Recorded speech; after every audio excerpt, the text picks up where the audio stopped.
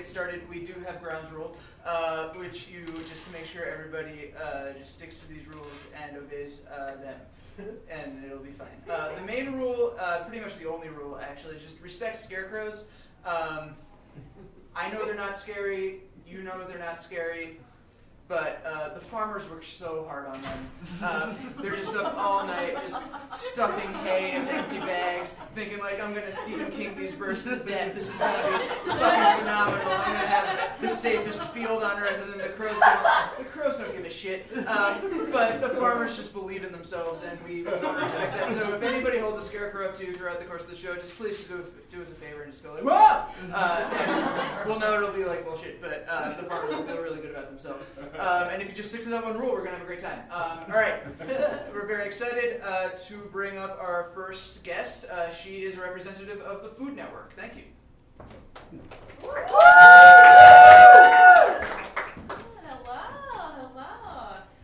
So my name is Amanda Freitag, and I am a judge on the show Chopped. How many of you have watched the show Chopped? Yes. Okay, so unfortunately, well, I wanted to be here to talk about all the incredible things that we do at Food Network. I'm actually here to apologize.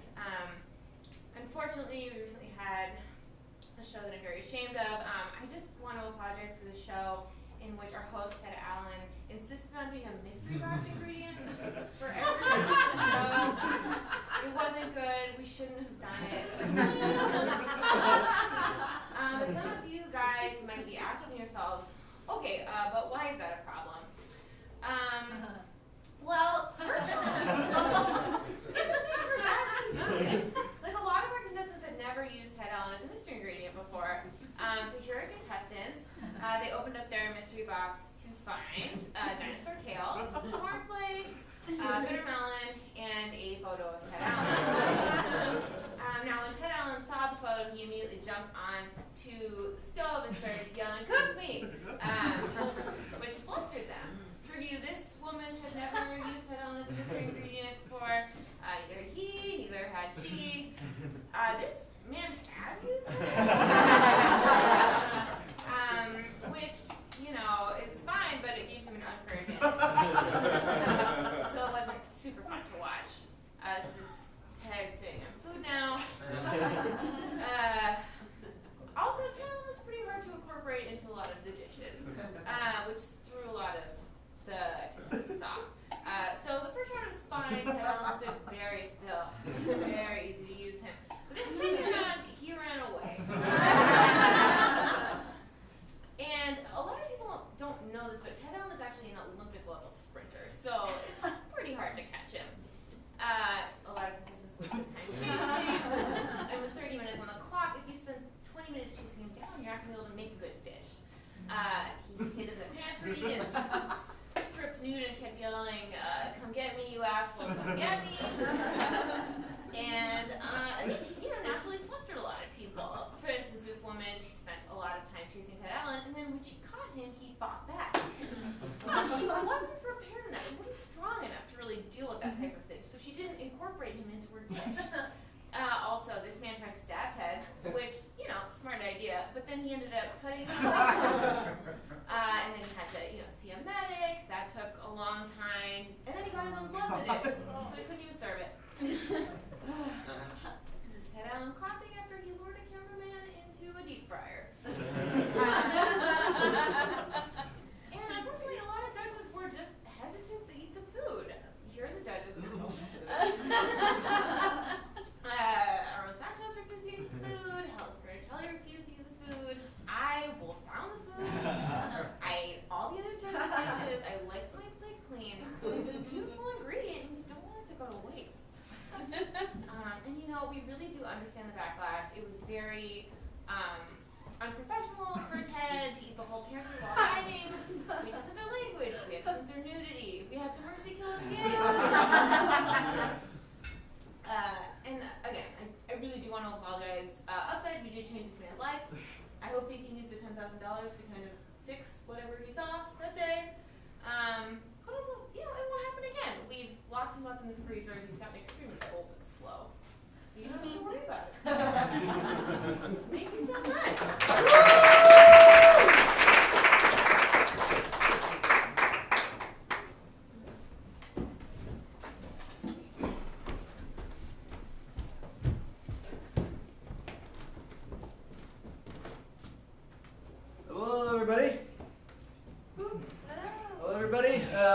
My name is Grape Puberty, and I am a corporate ambassador representing Nissan North America and the Nissan family of brands.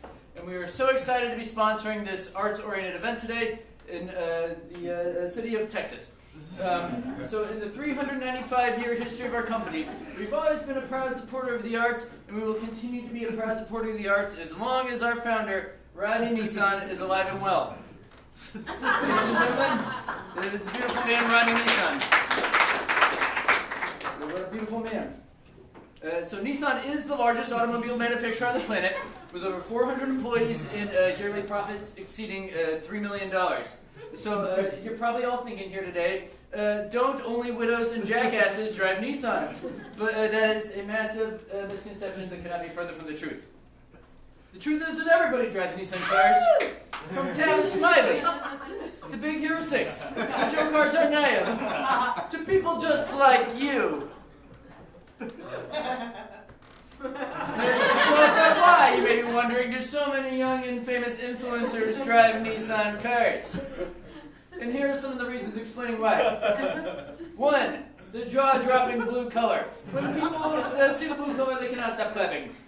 2, there are more wheels. Dodge and Saturn, they have only 4 wheels, and we have 7 on all of our cars. 3, we do not put Confederate flags on the cars anymore. We stopped last year. We used to be racist, but we are not any longer. And the Nissan sounds like it could be the name of a new planet. Yeah, baby, those Nissan facts make me horny. This is our Nissan spokesman, Austin Powers. But how about you show the audience what they really want? Pictures of the cars.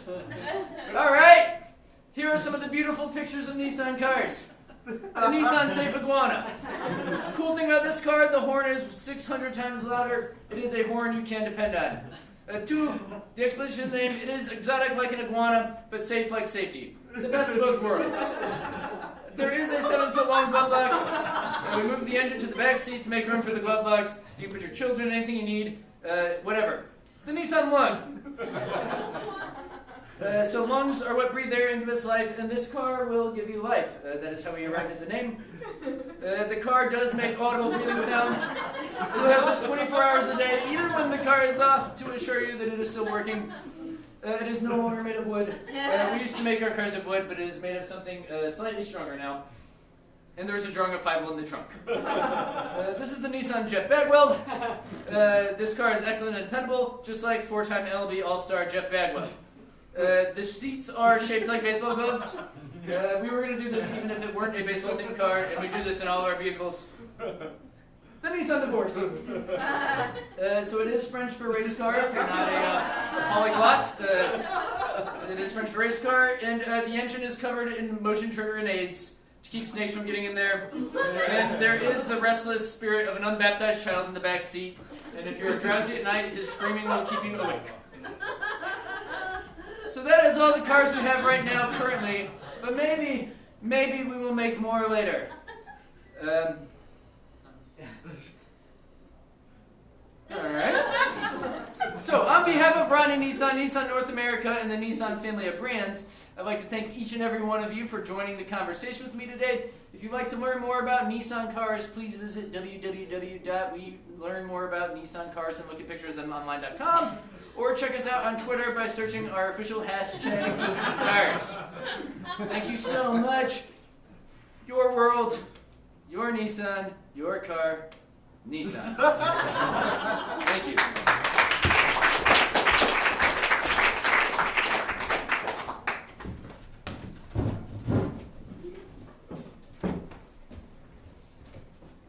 Hi, my name's Blue Apron. At Blue Apron, basically what we are is we're a startup company that asked one very simple question. What if the grocery store sent you a list of chores? From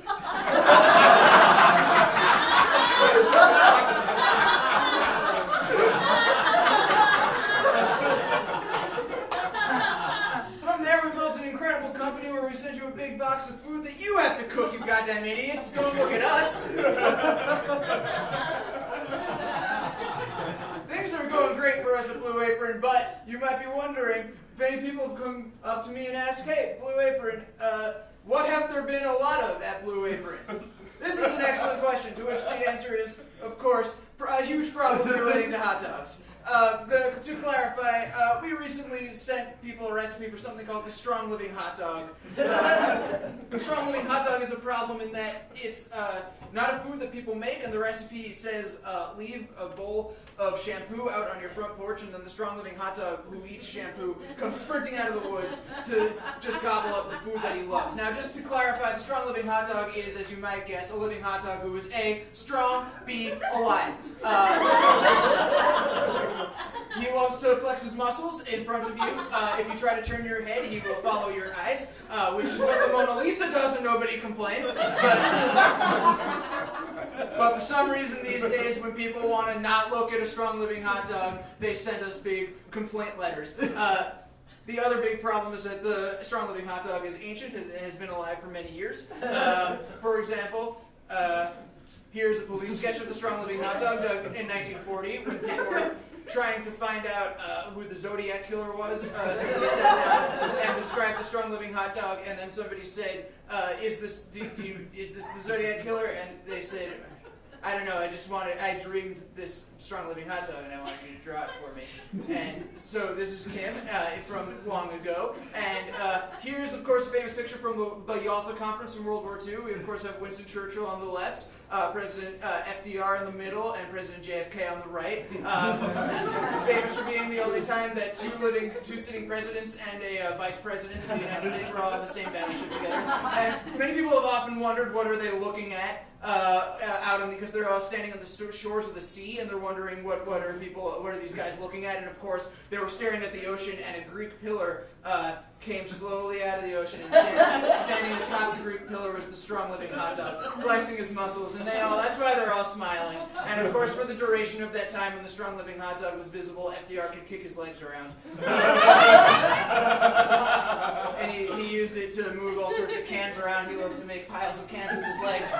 And he made Winston Churchill get on his hands and knees and kiss the pile of cans he had made with his mobile legs. But then, of course, when the Strong Living Hot Dog finally descended after 15 minutes, his legs no longer worked anymore. This is all by way of saying that the Strong Living Hot Dog has caused us many problems. And so you're probably wondering, how have we made up for this big problem? Well, we've teamed up with Disney to send everybody's favorite Star Wars character, Yoda the woman, to the beautiful Lady Yoda to come over to your house. And what Yoda has given us is a Blue Apron recipe for something called Yoda's breast milk yogurt. Now, a couple of problems. So basically what happens is Yoda will come to your house now when you order Blue Apron, and she will have a bucket of her breast milk, which she puts on your porch, and then she plugs in a hairdryer, and she shoots the yogurt with a hairdryer until it goes sour, which she claims is yogurt. Also, she calls it her sap. Milk is not sap, and spoiled milk is not yogurt. She does not care about either of these. And then she'll say her famous catchphrase, "I cannot wait for you to drink my sap. You know what I always say, when you drink my sap, Darth Vader." Which Star Wars fans love, but Blue Apron fans in general have come to hate. It has been a big problem for us. The other big problem is that when Yoda comes to your house, you will often have a VHS tape of the Disney movie The Lion King, which sounds great, but the problem is that, so you open the door, Yoda walks through your legs with the VHS raised above her head, looking at you, winking at you, and then she will find your toaster and she will break your toaster. She'll construct a VCR out of the fragments of your toaster and put it in the VHS tape, and then she looks you straight in the eye and says, "This time Scar will win." And what customers have been reporting is that within 15 minutes of watching The Lion King, Scar has just completely taken over Pride Rock. And they've built, the lions have been forced to carve Scar's face into Pride Rock along with Yoda's face in sort of like a horrible, demented Mount Rushmore situation. Yoda also says the following: "I have been drinking plenty of weather juice to make my sack extra poisonous to kill any snails that live in your guts." Weather juice is what Yoda calls the mercury in thermometers. She drinks it because she was afraid of snails that live in her belly. Basically, people have been reporting that the food that we send them has been giving them mercury poisoning. We can't do anything about this. Finally, here's everyone's favorite, Yoda. And Yoda says, "Yoda's milk will give you mercury poisoning," and that's the Blue Apron promise. All right, thank you very much. I've been Blue Apron, and this has been a great sponsor now. Goodbye.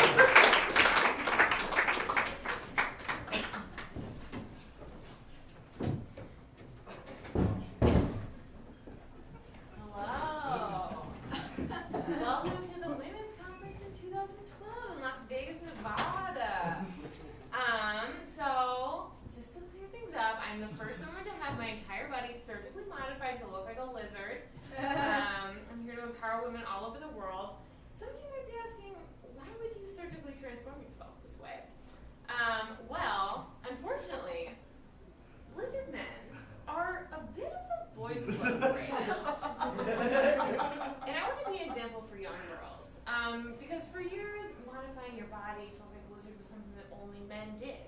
I spent my childhood looking at Ripley's Believe It or Not, and I wouldn't see myself. I would see, men everywhere. But I wasn't in there. I couldn't identify. And that's why I'm here. I underwent this surgery so that young women could see themselves represented in this arena. Unfortunately, we're trained from birth to think that men are more likely to become lizard men than women. Just going through some words that you associate with men. Green skin, it's always men. Forked tongue, it's always men. Fangs, still men. And it goes even further. I want to say lizards aren't just men, so why should lizard men be just men? It's simple. Being the first woman in any field is very hard. I've overcome a lot of adversity. My tattoo artist told me that lizards are reptiles, so they don't have breasts, so I'm essentially an abomination. I've been excluded from Ripley's Believe It or Not, even though I've sent them pictures of myself in a bikini, which I think look pretty damn good. And I have nice things from supermarkets. I don't think there's any biological reason why women are worse at being transformed into lizards than men. And in many ways, I think they might even be better. What would you choose? So, I don't know. Growing up, when I used to think of lizard men, I would just think of this. But now, I think of this. And when I have a daughter, I want her to live in a world where she thinks she can be anything. Whether she wants to be a lizard man, or someone to pop their eyes out of their head, or, even this, or this, or this. She can do that. And so can you. So thank you so much.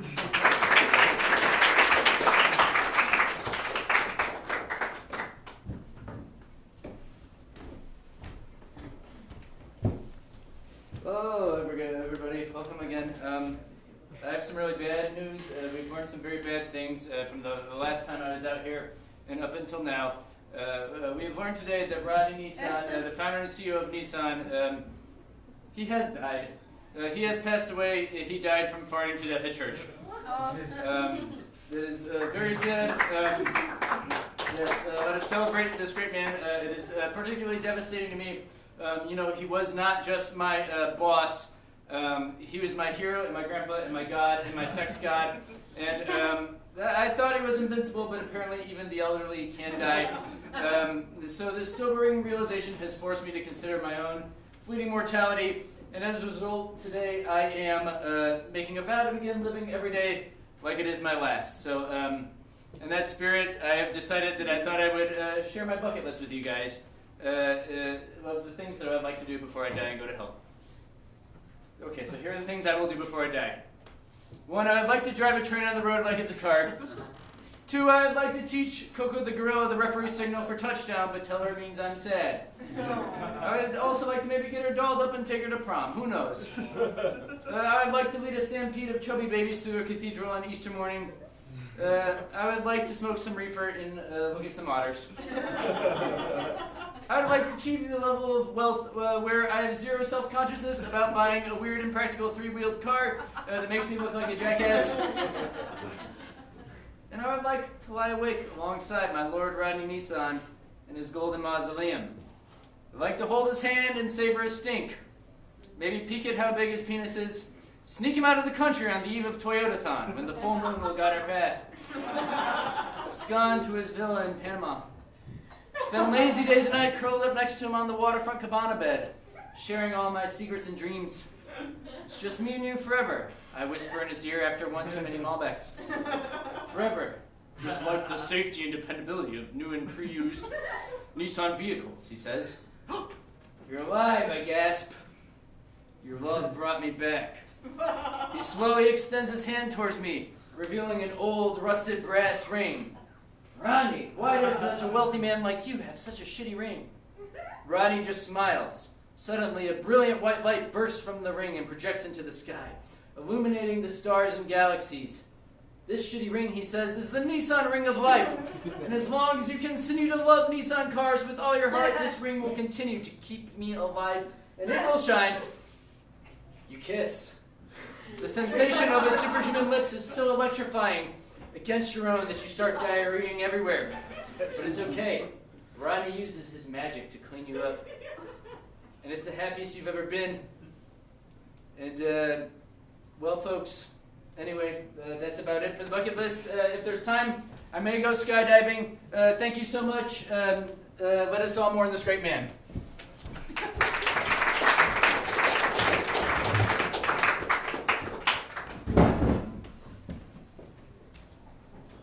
Hi, my name is Dr. White Problem.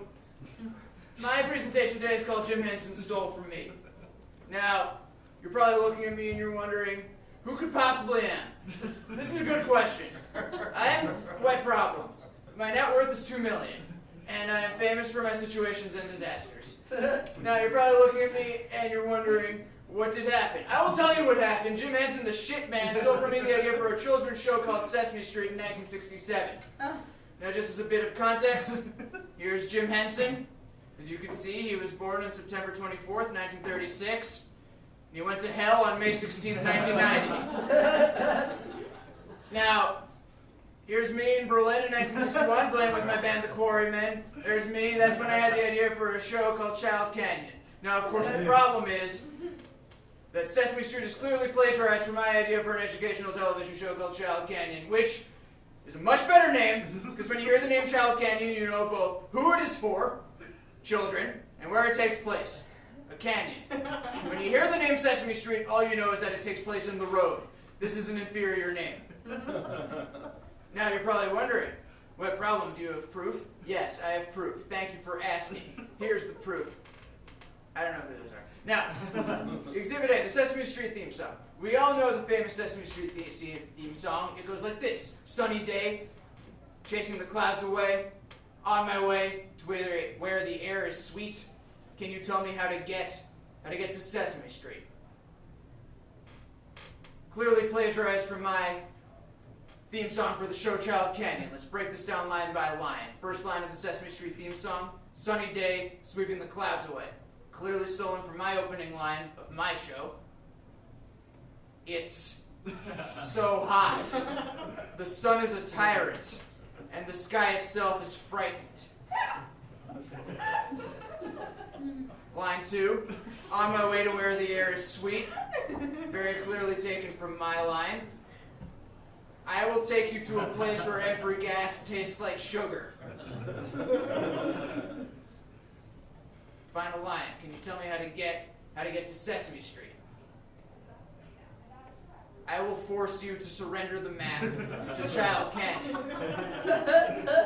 Now, you're probably wondering, is there more? Yes, Exhibit B, Big Bird. Now, we all know Big Bird. He loves to teach children that no matter how large a bird you are, you can still lay eggs the size of a marble. He's constantly coming up to children while they're trying to learn the alphabet and saying, well, look at this abomination, behold the unnatural. And he'll just fill a basket up with eggs yay big, and they learn that no matter how big a bird is, he can lay small eggs that you can swallow by the handful. Very educational. He'll also teach the children all the vowels and the letter Z for some reason. And how to ask for a smaller car in Spanish, which is a nice entry into the world of being bilingual. Big Bird is very clearly stolen from my Child Canyon character, Huge Bird. Depicted here. Now, as you can see, Huge Bird is a gigantic bird. Here he is standing next to a 60-foot man to show you a sense of scale.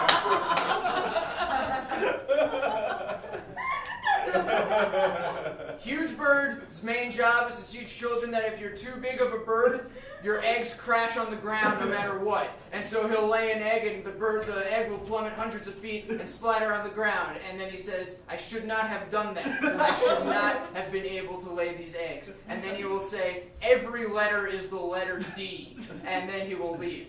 And this is, in my own way, my special character, my favorite one, which Jim Henson stole. But there's more. Exhibit 1, Mr. Snuffleupagus. Now we all know Mr. Snuffleupagus, the picnic ender. When his children have been spending too long eating a picnic, he will come in and he will take his face arm and he will knock the picnic off and he will say, go to bed! You can't eat picnics all day. And then he will teach them how to order smaller cars in Spanish, just in case they forgot from when Big Bird did it. This is very clearly plagiarized from my Child Canyon character, the inescapable Mr. Everywhere. Now, I just want to clear something up right off the bat. This is a human penis, and I am sorry, but people said I should not have put a human penis in a children's television show, but it is for safety reasons. Because in the case of an emergency, it points to the location of the nearest detective. So when things are going wrong, it'll sort of compass needle all over the place, pointing to the left or right, up and down, depending on how far above or below sea level the emergency is.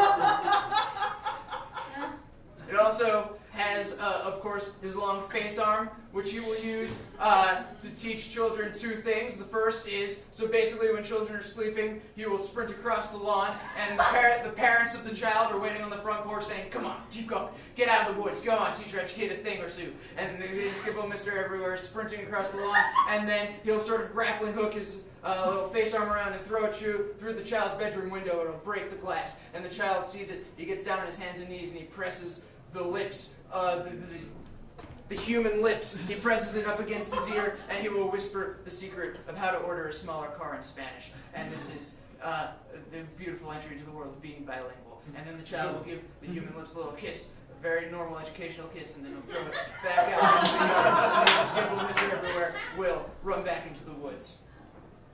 And of course, Exhibit A, Grover.